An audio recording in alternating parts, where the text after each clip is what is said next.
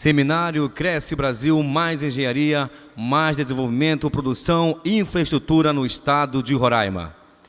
Gostaria de convidar o nosso senador Romero Jucá para fazer uso da palavra neste momento.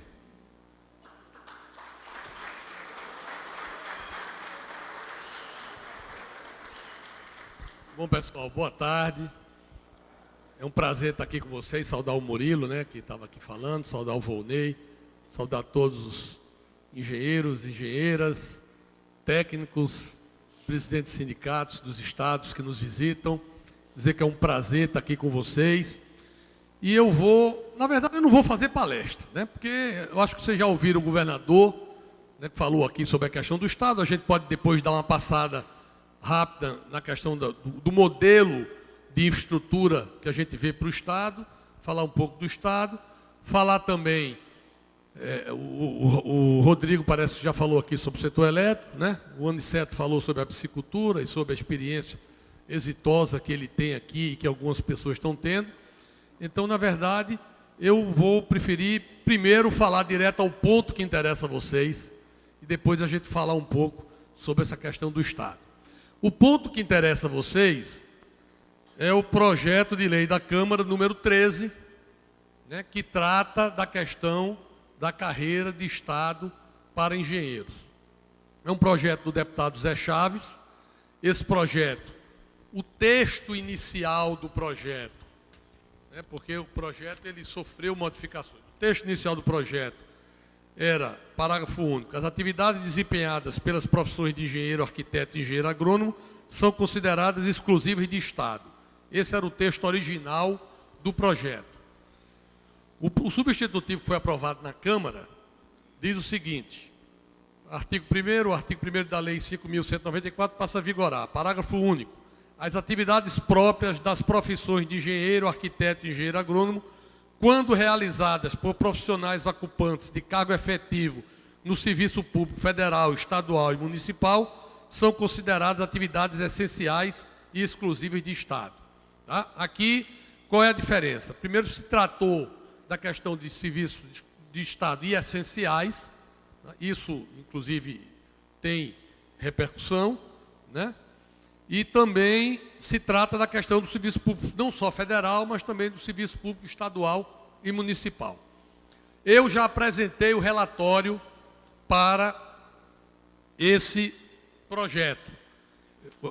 Esse projeto já passou na Comissão de Assuntos Sociais com a senadora Ana Amélia, que foi relatora, e eu sou relator na Comissão de Constituição e Justiça e já apresentei o relatório. Eu vou deixar depois cópia com o Volney, tanto do projeto quanto do meu relatório. Quem tiver interesse, a gente está aqui para distribuir. Agora, por que é que nós estamos aprovando esse relatório? Aquilo que eu disse no começo, de manhã, na abertura. O Brasil é um país em construção. E você não constrói o país se você não tiver engenheiros, se você não tiver técnicos, você não vai construir, nós vamos travar. Nós temos aí toda uma rede de logística que nós temos que implantar no Brasil. O país acordou para isso. Inclusive, o caminho das concessões é exatamente para destravar a contratação e a implantação direta pelo setor público, diretamente na Lei 8.666, porque quem aqui trabalha com a Lei 8.666 sabe das dificuldades hoje que é licitar e contratar uma grande obra. Você até começa a licitação, mas não sabe quando ela termina, porque tem ações, tem questionamentos, tem concorrentes, tem denúncia política, tem um vasto cabedal aí de movimentos que interferem no processo administrativo da licitação e termina, na verdade, virando uma pendenga quando devia virar uma obra que resolveria parte das questões da população. Então, o processo de concessão que começou no governo Fernando Henrique e agora passou pelo governo Lula e está no governo Dilma, na verdade, ele amplia o leque. A gente tem algumas críticas ao processo de concessão que está sendo feito hoje, porque, na verdade, vocês estão vendo aí algumas concorrências aparecerem e as concorrências darem desertas. Por que elas estão dando deserta? Por duas coisas. Primeiro, porque os parâmetros para o resultado da concessão estão supervalorizados muitas vezes. Começa da projeção do crescimento econômico, a taxa de inflação, e aí vai até a tentativa do governo de fixar a taxa de remuneração do investimento, que também é outro erro, porque o governo tem que fazer um serviço bem feito e, na verdade, criar procedimentos de concorrência, mas não pode discutir se o empresário vai ganhar 4%, 5% ou 6%, porque, na verdade, é o risco e a logística e a capacidade de cada um que vai dar a remuneração do trabalho que for feito. Isso tem afastado o setor empresarial do processo de concessões atuais, mas a gente espera que essas questões sejam sanadas e o governo volte efetivamente a fazer esse programa, porque é a saída para o Brasil.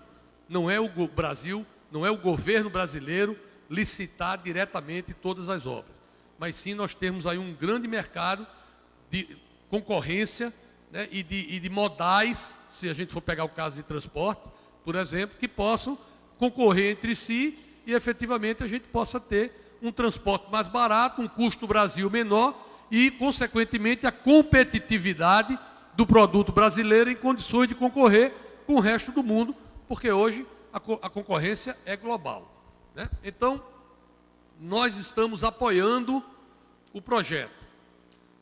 Nós vamos ter dificuldades. Eu não quero aqui vender... a dificuldade não vai ser aprovar no Senado. Eu vou aprovar no Senado ligeiro. Vou votar na CCJ, vou pedir urgência, vamos levar para o plenário, nós vamos votar.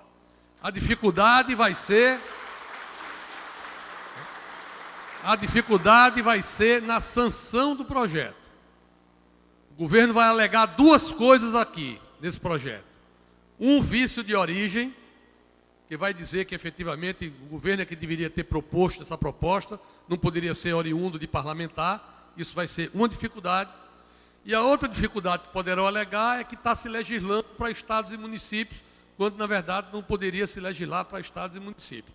Mas eu entendo que nós temos que partir para o debate, temos que partir para a discussão, e a partir daí, vocês, inclusive, se movimentando com os sindicatos, é importante que o Murilo falou aqui da organização sindical, da movimentação, quer dizer, nós temos que unir o país, né, e unir os segmentos sociais, a participação é fundamental, fazerem junto aos estados de vocês, com os congressistas, com os políticos, com os governadores, né, com o próprio governo federal, os técnicos, os engenheiros, enfim, todos aqueles que interagem no governo federal, tentarem contato para efetivamente falar da prioridade.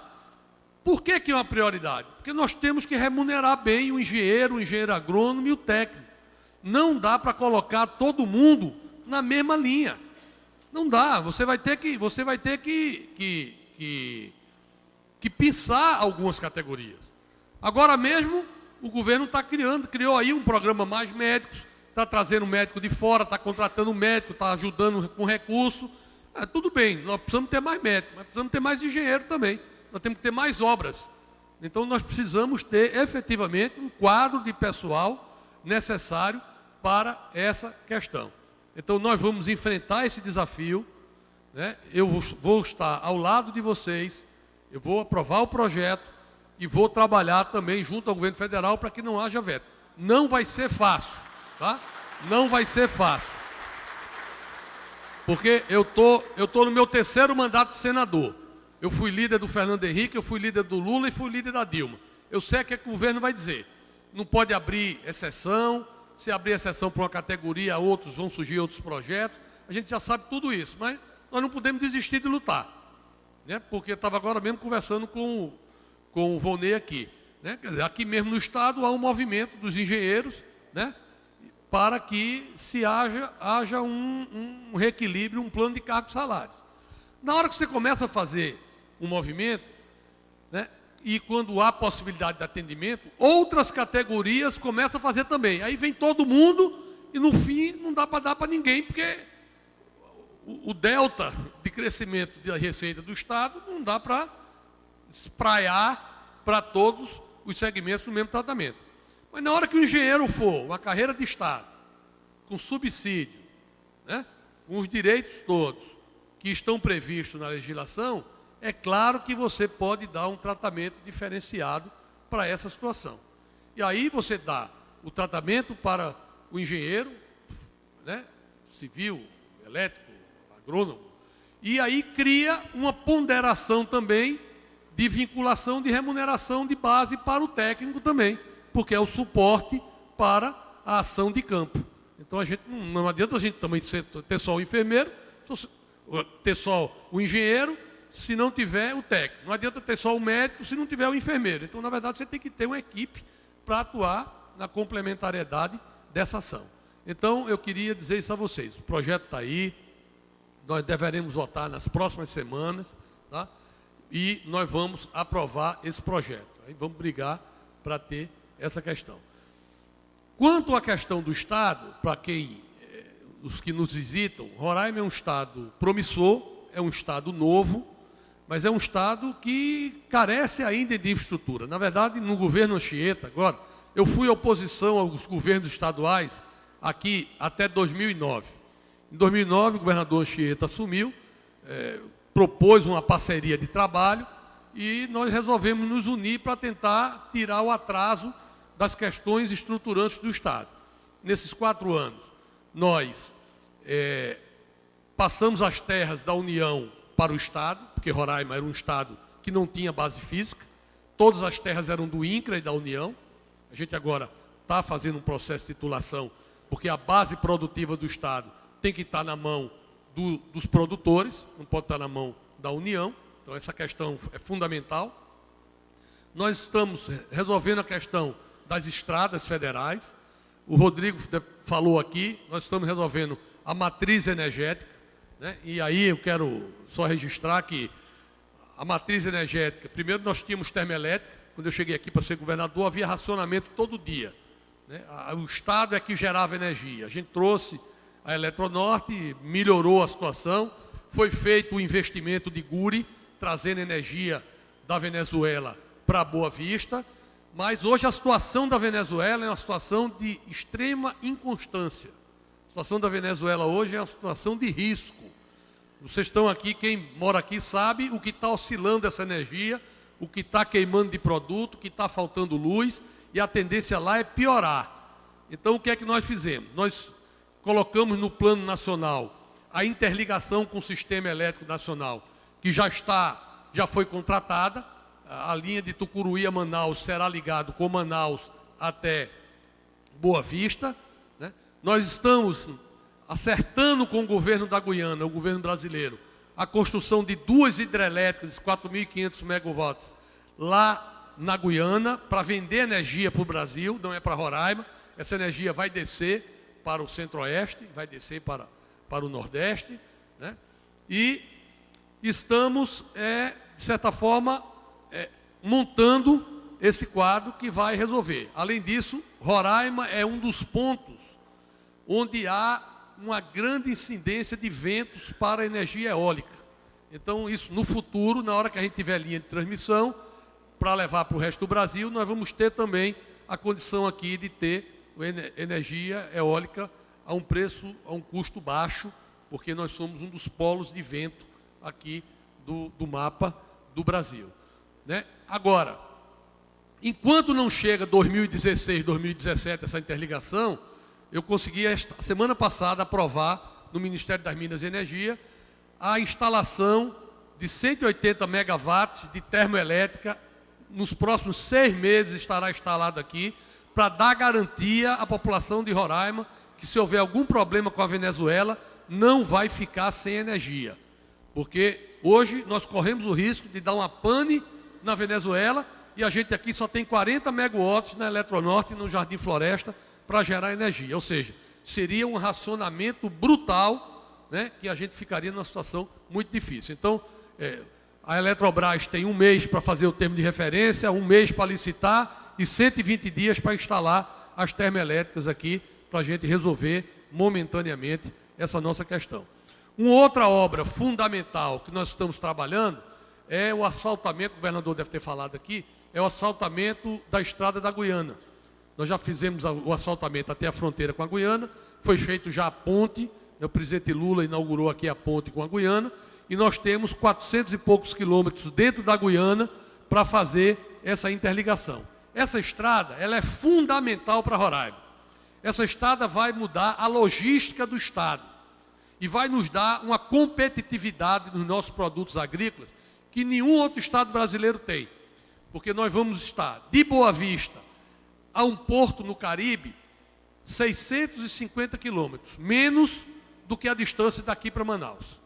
Então nós vamos receber insumos e nós vamos mandar produto em cima do Caribe, do Golfo do México, do Canal do Panamá.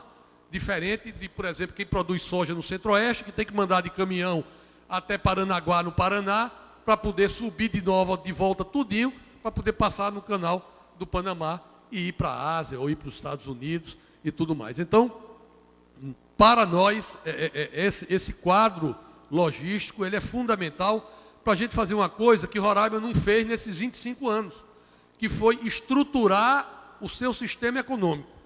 Roraima é oriunda do território e, portanto, veio de toda uma formação em que o serviço público era algo central na aspiração das pessoas.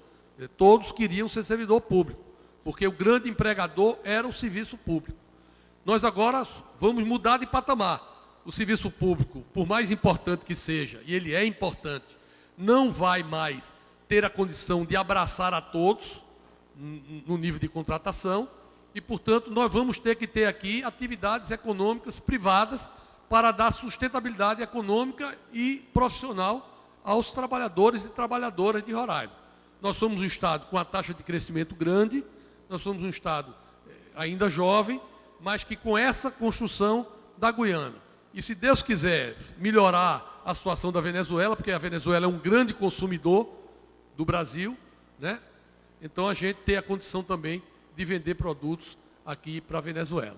Então eu queria fazer esse registro rápido e queria me colocar à disposição de vocês, para que vocês possam fazer qualquer pergunta que vocês desejarem. Não só a respeito do projeto, se quiserem falar alguma coisa de governo, alguma coisa de política, qualquer coisa, nós estamos aqui num bate-papo, então nós estamos abertos aqui para que a gente possa conversar e interagir com vocês. Agradeço a oportunidade, Volney, agradeço a condição aqui, Marco, de estar aqui com vocês, tá? Para mim é um orgulho muito grande. Na hora que vocês me convidaram, eu aceitei, porque eu sei da responsabilidade que é esse projeto e sei da aspiração que está no coração de cada um e de cada um de vocês. E esse pleito é um pleito justo, é um pleito que precisa ser levado à frente, né? Se houver problemas legais nessa proposta, já quero dizer de antemão que nós não podemos desistir e nós temos que procurar caminhos, porque essa é uma solução que precisa ser implantada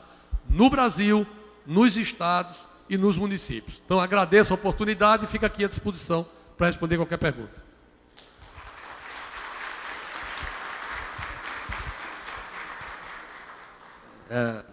Passei na frente. Senador, nesse projeto, inclusive entreguei para o senhor de manhã, aqueles documentos, espero que o senhor analise com carinho. Ficado de fora, a gente tem quase certeza, os engenheiros, arquitetos, agrônomos, que foram anistiados no governo Lula. De 2006 a 2009, foram anistiados mais de 6 mil profissionais de todas as categorias. 20% deles são engenheiros, arquitetos e agrônomos.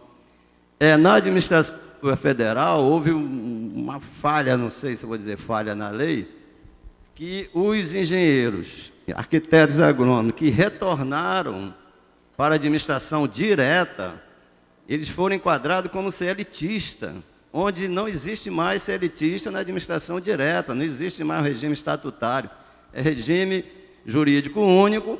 Na época, antigamente, tinha alguns CLTistas, hoje não tem. Inclusive, gerou um problema imenso para os ministérios, pagar FGTS e tal. E esses engenheiros e arquitetos, por serem CLTistas, eles estão impedidos de fazer várias coisas. E caso seja aprovado esse projeto, Carreira de Estado, aí que eles vão ficar impedidos mesmo de assinar, porque vai ser uma carreira exclusiva. Então, vai ser uma categoria de quase 1.000 profissionais, à parte dentro da administração direta. Na indireta ocorreu essa proposta. Então, senador, eu queria pedir para você, caso esse projeto, porque agora eu acho difícil incluir os anistiados, porque, como o senhor falou, se voltar para a Câmara, rolou. O problema é o seguinte, se a gente alterar esse texto aqui, ele volta para a Câmara, e se voltar para a Câmara, vai demorar. Então, o que eu acho que a gente precisa fazer, e eu me coloco à disposição, eu estou à disposição da Comissão de Anistiados. Vocês me procuram lá no gabinete, para a gente verificar como a gente pode fazer um projeto para resolver. Ou transpondo, aí tem que ver anistiado de onde e o ingresso original de quanto tempo. Porque uma parte desses anistiados a gente pode fazer um projeto de transposição para virar efetivos novamente, CLT. Se forem mais recentes, depois da Constituição, não pode virar efetivo, porque aí tem que ser através de concurso público. Por isso que é preciso a gente sentar para discutir qual é efetivamente a solução. Agora, é aquilo que eu disse, se a gente for mexer nisso aqui, volta para a Câmara e aí a situação é uma situação extremamente complicada. A briga já vai ser grande sem isso. Se a gente mandar para a Câmara, a gente vai fazer tudo que eles querem, que é segurar lá. Então, senador, só uma sugestão, caso haja alguma emenda por parte de outros senadores e tiver de retornar à Câmara, caso, espero que não ocorra. Não, mas não vai haver não, eu não vou deixar não. Dá bem. Eu não vou deixar retornar não, senão a gente joga fora o projeto. Tá. Então tá. Então, obrigado, senador. Mas, ó, eu estou à disposição para conversar com quem precisar, aqui ou em Brasília, para a gente ver essa situação dos anistiados, tá? Gente, senador, se você permitir, tem algumas perguntas que as pessoas vão fazer escrito. Se você ficar mais confortável aqui na mesa, eu chamo também... Eu prefiro ficar em pé aqui na frente, que a gente fica mais perto. Então, senador, como você achar melhor, eu ia chamar mais outras pessoas para auxiliar o presidente da federação, o presidente do CREA, que se tiver alguma pergunta pudesse lhe auxiliar. Mas fique à vontade, pronto, você que define aí.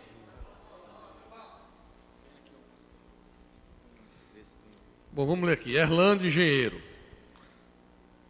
Se possível, falar um pouco sobre a PEC 111. PEC 111 é o seguinte, é uma emenda constitucional que nós estamos lutando para aprovar no segundo turno da Câmara. Na hora que for para o Senado, eu serei o relator no Senado. E é uma emenda constitucional que termina de enquadrar na União os servidores que trabalharam no ex-território ou no período de transição de 88, quando foi criado, até 93. Então nós vamos aprovar, o governo está criando dificuldade, mas nós vamos, se Deus quiser, aprovar. E aí cada funcionário vai precisar ter documentos que comprovem que ele trabalhava nesse período. Então vai ser um contato mais individual. O governo do Estado, eu tenho falado com o governador Anchieta e com a prefeita Tereza também na prefeitura. O governo e a prefeitura estarão com uma equipe à disposição para analisar o documento dos servidores e para encaminhar essa documentação. Porque a gente tem prática com o serviço público e sabe que se um servidor chegar lá sozinho para entregar e virar um processo individual, o processo dele vai ter muita dificuldade para andar. Então nós vamos, na minha terra, eu sou nordestino, nós vamos vaquejar, nós vamos acompanhar o processo até a solução e a PEC 111, eu digo ao Erlânio e a todos que dependem ou têm esperança na PEC 111, que nós vamos aprovar, se Deus quiser, e nós vamos aí enquadrar muita gente que vai ter a chance de voltar a ser funcionário federal. Ednei, já foi feito estudo da hidrelétrica do Cotingo, o potencial é maior que o bem-querer e baixo impacto ambiental. Por que estão fazendo a respeito? Pois as terras ainda são da União.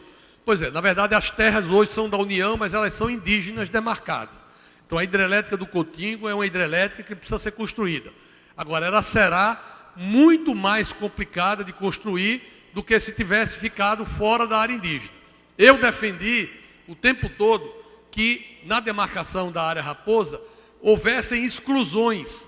Foi excluído a Vila do Iramutã, a sede do município. Eu defendia que se excluísse também o Vale do Arroz, que é onde estavam os arrozeiros, a Vila do Surumu, o Lago do Caracaranã e a área da hidrelétrica do Cotingo.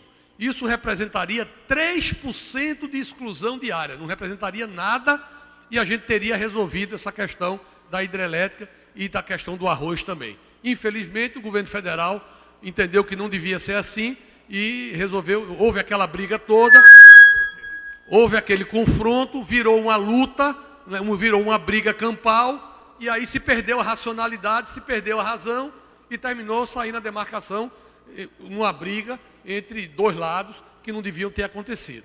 Então, a questão da hidrelétrica do Cotingo tem um potencial, né? Paredão está sendo discutida ainda, porque e os estudos estão sendo feitos, porque existe a possibilidade de uma área de alagamento grande, então tem que ver o impacto que isso representa, né? Nós temos, aliás, bem querer, Paredão 1 e 2 não tem área grande de alagamento, são duas hidrelétricas que também estão sendo estudadas, bem querer é que tem uma área de alagamento um pouco maior. Como a gente vai ter também essa questão das hidrelétricas lá da Guiana, então tudo isso vai ser ponderado dentro desse pacote energético aqui que a gente está discutindo. Bom, Fábio Eugênio Almeida Andrade, estudante de Engenharia Elétrica. Porque as áreas de incentivo econômico como a LC e a ZPE ainda não estão efetivamente dando resultados expressivos. Fábio, deixa eu te falar, a área de livre comércio está dando resultado. Hoje, o imposto caiu aqui. Por isso que é importante fazer concorrência entre as empresas, porque tem empresa que derrubou o imposto e repassou para o consumidor, e tem empresa que derrubou o imposto e não repassou para o consumidor. Qual é a diferença da área de livre comércio para a ZPE? A área de livre comércio é uma região onde os impostos são excluídos, determinados impostos. Então, nós temos hoje o mesmo tratamento que a Zona Franca de Manaus. Por quê? Eu coloquei isso, eu consegui isso com o presidente Lula numa medida provisória. Por que é que nós fizemos a área de livre comércio de Boa Vista e de Bonfim? Porque nós estávamos ilhados. O comerciante de Boa Vista, ele estava entre a Zona Franca de Manaus, entre a área de livre comércio de Letem e a área de livre comércio de Santa Helena. Ou seja, todo mundo ia se mobilizar para comprar em algum lugar, menos em Boa Vista, porque aqui o imposto era maior. Então, nós tiramos o imposto com a área de livre comércio e os empresários têm sentido a diferença. A ZPE é outra coisa. A ZPE é Zona de Processamento Industrial. O que é a ZPE? É um distrito industrial que é cercado, alfandegado, e lá se colocam indústrias que vão produzir prioritariamente para exportação. A regra hoje da ZPE é que 80% do que é produzido dentro de uma ZPE tem que ser vendido para o exterior. Nós estamos trabalhando lá no Senado para reduzir para 60%. Por que a ZPE de Roraima e as outras ZPEs não estão implantadas ainda? Por um motivo simples. O mundo não é mais comprador. Nós temos capacidade ociosa das indústrias de exportação. Os países hoje todos são vendedores, mas ninguém é comprador. Então, nós não vamos ter a curto prazo nenhuma indústria se instalando aqui em Roraima para exportar, a não ser a questão do minério, que nós estamos trabalhando para regulamentar a mineração em terra indígena, porque o nosso potencial é muito grande, a questão do pescado, porque nós vamos poder ter um frigorífico dentro da ZPE, produzir, né, industrializar o peixe e mandar para fora, e a questão da carne. Por quê? Porque nós vamos poder também ter um matador, um frigorífico, que faça o tratamento da carne e exporte essa carne. A Venezuela é um grande comprador de carne brasileiro. Por que é que nós não vendemos carne para a Venezuela hoje? Porque hoje Roraima ainda não está livre da febre aftosa. Nós conseguimos os recursos, a programação é para que no próximo ano a gente esteja livre de febre aftosa. Na hora que estiver livre de febre aftosa, a carne poderá ser exportada e aí a gente terá condição de vender para o Caribe, é por isso que a gente quer a Estrada da Guiana, e também para vender para a Venezuela, que é um grande comprador. A Venezuela comprou 900 milhões de dólares de carne o ano passado.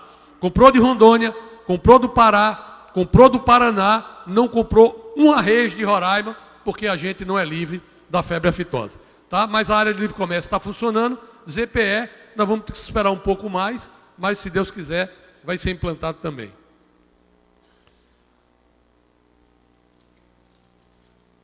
Karine Jussara, profissional. Sem pesquisa não há avanço nem desenvolvimento no Brasil. Quais são os projetos que estão no Senado para incentivar pesquisa e tecnologia para as universidades federais? Boa pergunta, e eu quero dizer o seguinte, nós temos aprovado muitos recursos e incentivos para desenvolvimento, pesquisa e tecnologia. Exatamente porque o Brasil só será competitivo se a gente tiver um nível de qualificação e de desenvolvimento tecnológico alto. Por isso nós temos que formar mão de obra e por isso nós temos que ter pesquisa nas universidades e em outros centros, né? E uma coisa que precisa ser feita, e está começando a ser feito no Brasil nos últimos anos, é o casamento entre a universidade e as empresas. Que isso ocorre muito nos Estados Unidos, ocorre muito. As empresas vão lá e financiam as pesquisas da universidade. Aqui, o modelo anterior era muito mais a pesquisa ser alguma coisa acadêmica do que algo que tivesse relação direta com a produtividade, com a economia, com a produção, com tudo mais. Então, nós estamos mudando essa página, né? Existem mecanismos, a gente tem aprovado diversos segmentos, todos os projetos que estavam no Senado nessa linha nós já aprovamos. Então, a pesquisa, o desenvolvimento, a tecnologia é prioridade lá na nossa pauta, porque a gente sabe que isso representa e o salto de qualidade que nós precisamos dar para voltarmos a ser ou sermos competitivos no mercado internacional em muitas coisas.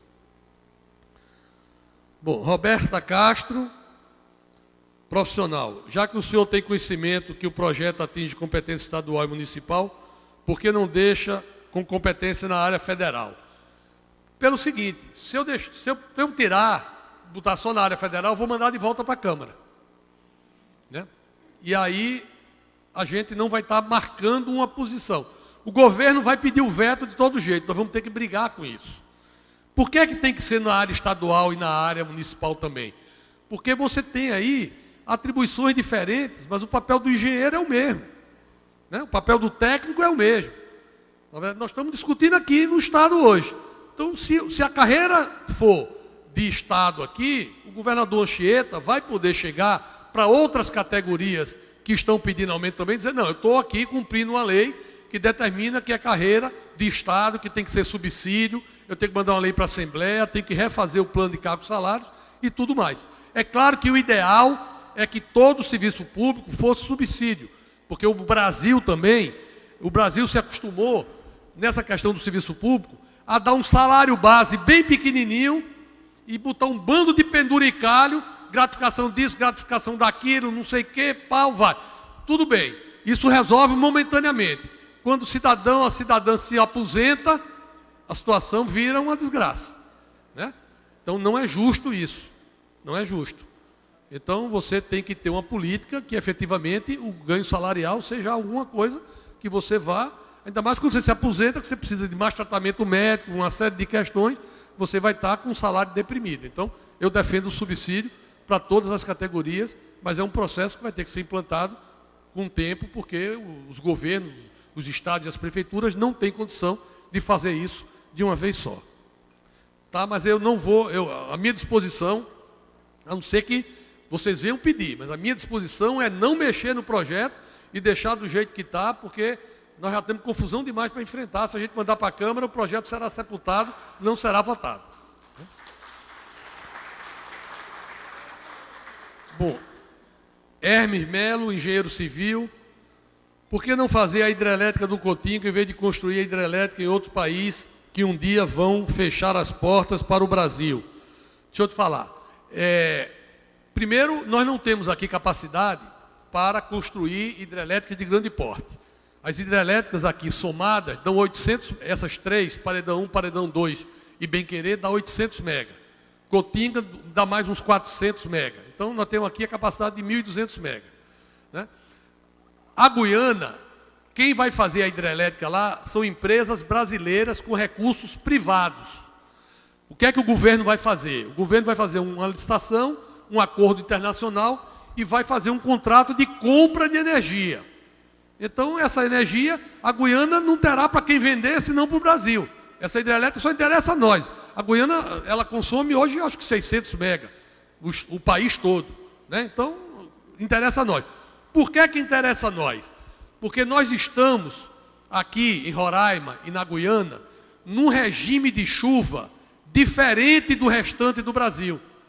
Então, por exemplo, se a gente tiver 4.500 mega da Guiana mandando para o Brasil, nós vamos estar mandando energia para lá no momento em que Belo Monte vai estar em baixa com água, que Tucuruí vai estar em baixa com água. Então, nós vamos estar no regime de chuva diferenciado. Então, a ideia é que a gente possa ter uma unificação do sistema energético da América do Sul. Isso é importante para todos os países. E aí vai o comércio, um compra, outro vende. Essa questão do Itaipu, que ele levantou, né, porque o Paraguai agora fica aquele problema. O Paraguai tem legitimidade e no acordo o Paraguai tem uma percentual que ele pode consumir e tem um percentual que ele é obrigado a vender para o Brasil. O percentual que o Paraguai pode consumir, o Paraguai não consome todo. O Brasil compra esse excedente de cota do Paraguai também para o Brasil. Então, é um caminho para a gente resolver. E uma coisa importante é o seguinte, é que esses 4.500 megawatts que serão gerados na Guiana, né, e serão construídos lá com mais facilidade do que no Brasil por conta da legislação ambiental e outras questões, poderá ser construído mais rapidamente, ao ingressarem no território brasileiro, pagarão imposto aqui em Roraima.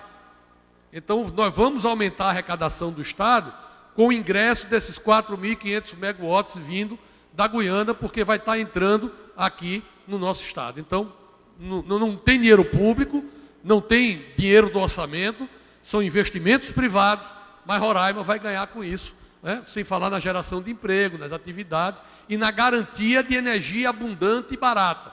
Porque a questão da mineração em terra indígena, ela sendo regulamentada, Roraima tem um potencial minerário muito grande. E a ideia é que a gente possa ter energia aqui para a gente queimar aqui o que precisar, fundir aqui o que precisar e exportar pela Guiana.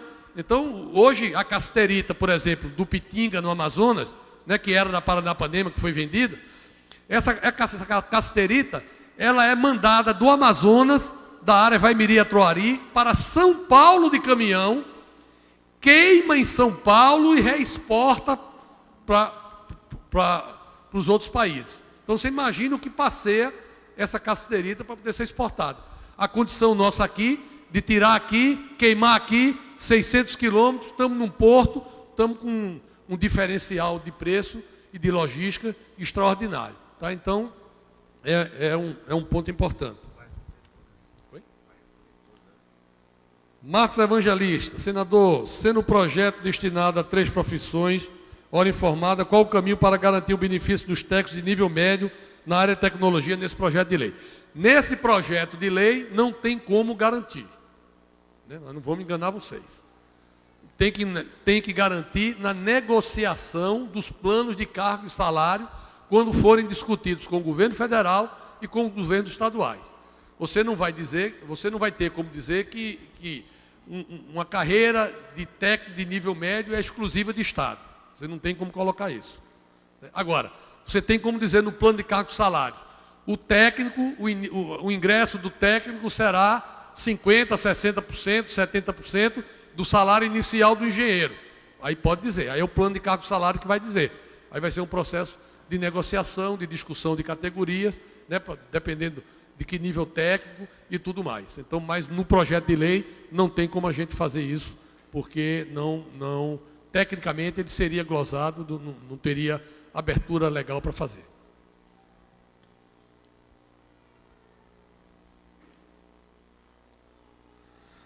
Aqui a Fátima, profissional. Qual a real realidade para a entrada de profissionais estrangeiros na área tecnológica no Brasil? Suas escolas lançam todo ano 17 mil novos profissionais no mercado. Veja bem, o Brasil ele está procurando médico, porque a nossa capacidade de formar médicos é muito pequena. Né? O Brasil vai ter que ampliar muito e vai ampliar curso de medicina, mas você, para formar um médico, você tem 8 anos pelo menos. 6 anos de faculdade, 2 anos de residência. Né? No caso de técnicos e de engenheiros, o tempo é menor, mas também faltam engenheiros. Faltam engenheiros. Algumas, não em determinadas regiões, mas, por exemplo, São Paulo, algumas empresas multinacionais, algumas empresas maiores, têm trazido pessoal de tecnologia de fora, porque não tem conseguido mão de obra aqui. Então, é algo que nós temos que cuidar também, né? Exatamente, mas não há no radar nenhum programa do governo brasileiro, nenhum tipo de incentivo para se trazer de fora mão de obra tecnológica para o país. Tá? Isso que está sendo feito com mais médicos é algo extremamente isolado. Os médicos estão vindo apenas para trabalhar no SUS, em determinadas áreas prioritárias, não fazem o revalida, a licença deles é específica para trabalhar com o poder público, não pode exercer a profissão em outro tipo de atividade, em consultório ou outras coisas. Então, na verdade, não há nenhuma similaridade entre a questão dos mais médicos, qualquer outra carreira técnica ou profissional que o governo esteja discutindo. Ana Taila, professora de Geologia. Existe algum projeto de apoio, incentivo, aproveitamento de recursos minerais? É isso. Nós estamos discutindo um novo Código de Mineração, né? Exatamente para dar uma outra condição. Isso está na Câmara dos Deputados. Nós vamos discutir o novo Código exatamente para modernizar o Código, para acabar com aquela questão de reservas estratégicas. Grandes empresas conseguiam o alvará, não exploravam, fica aí lá durante anos, exatamente como reserva de mercado, para não deixar de ter concorrência. Então, isso vai mudar, tá? O royalty vai mudar, o CEFEM vai mudar, então vai haver uma remuneração maior para as instituições, né? E, sem dúvida nenhuma, vai haver um aprimoramento do processo minerário brasileiro, que é um país muito rico nisso, né? Muito rico nisso. Na questão mineral indígena, meu projeto já foi aprovado do Senado por unanimidade, está na última comissão da Câmara dos Deputados, precisa ser aprovado também, para que efetivamente, com cuidado, com respeito no meio ambiente, fazendo licitações públicas, a gente tenha condição de fazer a exploração mineral de acordo com o ritmo de cada comunidade, com a decisão da comunidade, mas que essa riqueza possa melhorar a vida do índio, pagar impostos e melhorar a vida do povo brasileiro. Nós temos, principalmente na Amazônia e no Centro-Oeste, uma grande coincidência. Onde tem reserva indígena, tem grande potencial mineral. E a gente não pode deixar isso para lá. Nós vamos ter que encontrar um caminho de fazer uma exploração racional, controlada e responsável dessas riquezas.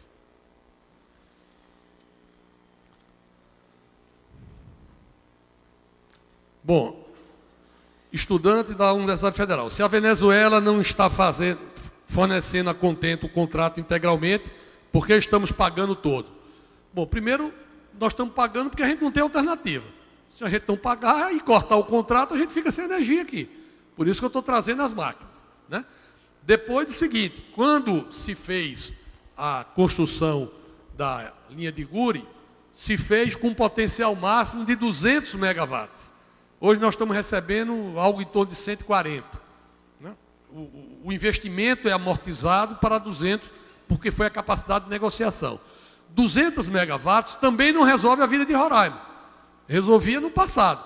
Quer dizer, 200 megawatts, se a gente tiver aqui mineração, se a gente tiver aqui atividades, se nós tivermos aqui a agricultura empresarial, que eu espero e sonho que tenhamos, nós vamos ter aqui, com essa regularização fundiária, a implantação de uma fronteira agrícola, de uma nova classe média rural, nós vamos ter aqui pivôs, nós vamos ter aqui irrigação, nós vamos ter aqui outro tipo de processo de produção agrícola, que não é o que tem hoje, na sua grande maioria. Então, nós vamos precisar de energia confiável, barata e interligada, porque muita gente não sabe. Nós somos sistema isolado, nós não somos sistema interligado. O sistema isolado, ele não dá vantagens de incentivo, por exemplo, para aquela tarifa de irrigação, que é uma tarifa noturna, que é completamente diferenciada da tarifa normal. Sistema isolado não dá o desconto, sistema interligado dá. Então, na hora que a gente for sistema interligado, e a gente é um país, é um estado que vai ser um estado produtor agrícola, para nós é muito importante ter a condição da tarifa de irrigação cobrado de uma forma muito mais barata, é 90% da tarifa normal, tá? Para que a gente tenha condição realmente de produzir com tecnologia, com condição de produzir bem. Pessoal, tem muita pergunta aqui ainda, não sei se vocês querem, como é que faz? Bom, gente, as perguntas aqui tem muito setor de mineração que eu acho que você já respondeu, né? Eu não quis separar, gente, porque vocês poderiam achar que eu estava escondendo alguma pergunta do senador. Mas tem muitas perguntas repetidas, né? A gente pode separar essas aqui que você já respondeu.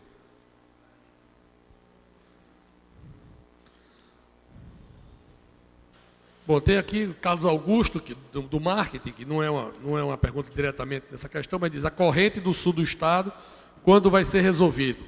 Dá para ajudar no desenvolvimento do estado? É a questão da corrente e é o fechamento da BR para determinados segmentos, às 18 horas, na área Vaimiri-Troali.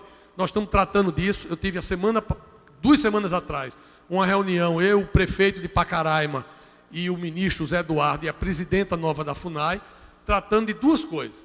Um é a questão da corrente, que tem que acabar. A FUNAI tem que botar posto de controle de entrada e saída e controlar quem passa de noite, né? E outro é a solução da sede da cidade de Pacaraima, que está dentro de uma área indígena, e a gente vai ter que fazer uma exclusão, crescendo a área indígena para o lado esquerdo, sem dar prejuízo para a comunidade indígena, no tamanho de área, mas tirando a cidade. Então, nas nossas 2 pontas, a entrada de Pacaraima, né, que é a entrada da Venezuela, e a entrada do Amazonas, hoje tem problema com a área indígena, e a gente precisa resolver, nós estamos trabalhando nisso.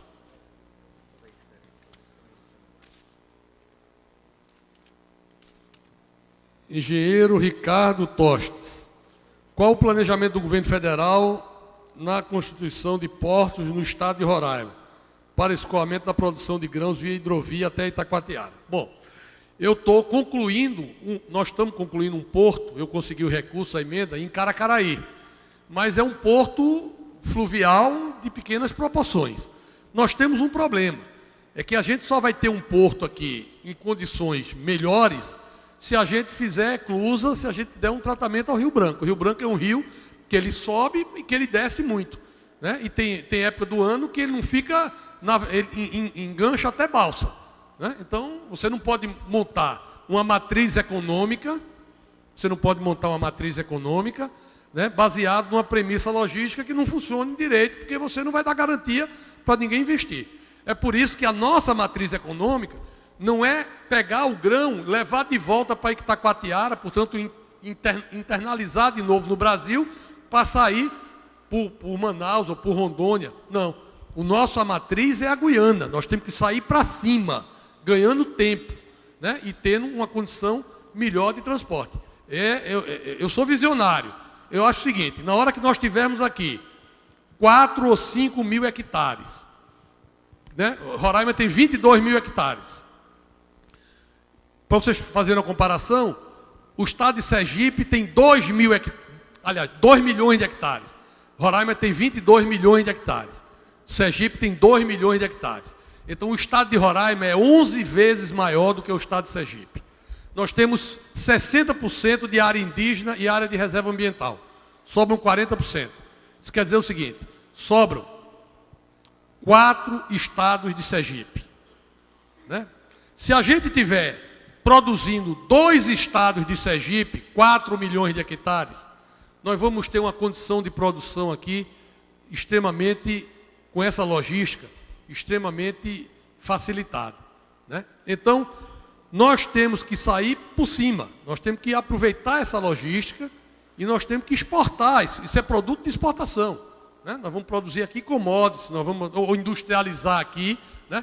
E tendo esses 4 milhões de hectares produzindo, eu não vejo no futuro, se a gente tiver a produção, eu não vejo dificuldade da gente ter aqui uma linha férrea entre Boa Vista e Jorge Tal, dando uma condição de ter um transporte de grãos e de carga bastante em condições de ser barateado, né? Então, isso vai depender, claro, do produto que a gente tinha, mas na matriz que a gente sonha com o porto, a gente sonha com a hidrelétrica, a gente sonha com a estrada, mas no futuro a gente sonha também com a ferrovia, porque, sem dúvida nenhuma, é um ramal pequeno, né? Daria uns 600 quilômetros, 600 e poucos quilômetros, e teria a condição de ter uma carga, né, sem nenhum tipo de impacto e num custo muito mais baixo do que o custo de caminhão. Até porque a gente vai ter uma dificuldade nessa estrada da Guiana. Só tem uma dificuldade, é que lá é mão inglesa.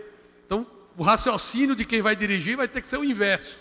O cara, e é o perigo. De vez em quando, um brasileiro que vai na Guiana é atropelado ou tem acidente de carro, porque toda a nossa educação, toda a nossa formação é dirigir de um lado, né? Então, quando você vai atravessar a rua, você olha de um lado.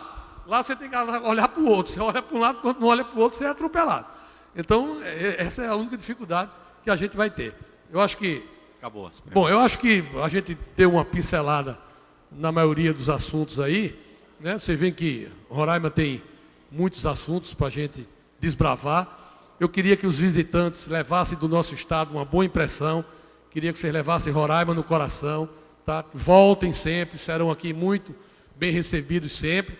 E para quem é de Roraima, eu acho que a gente tem que acreditar nesse estado, a gente tem que lutar, a gente tem muitas dificuldades. O estado não é o estado que a gente quer, né? O estado ainda tem muita coisa para fazer. A cidade Boa Vista está sendo recuperada, não é a cidade ainda que a gente quer também, já melhorou, mas a gente tem muita coisa para fazer, mas só se faz com trabalho. Então a gente tem que se unir, tem que transformar as coisas. Vocês são engenheiros e técnicos, mais do que ninguém, vocês sabem construir. Então vamos nos dar as mãos e vamos construir esse estado. Obrigado aí, boa noite a todos. Seminário Cresce Brasil, mais engenharia, mais desenvolvimento, produção, infraestrutura do estado de Roraima. Só quero agradecer e, senador, falar para você que o objetivo do Seminário Cresce Brasil, como está sendo feito em outros estados, é uma contribuição dos profissionais da engenharia para o desenvolvimento, mas o desenvolvimento sustentável e democrático, que é isso que você acabou de aplicar aqui, deixar as pessoas perguntarem, questionarem, saber o que está acontecendo e propor, que depois nós vamos formular um documento desse seminário e levar onde for de competência. E obrigado pela essa contribuição.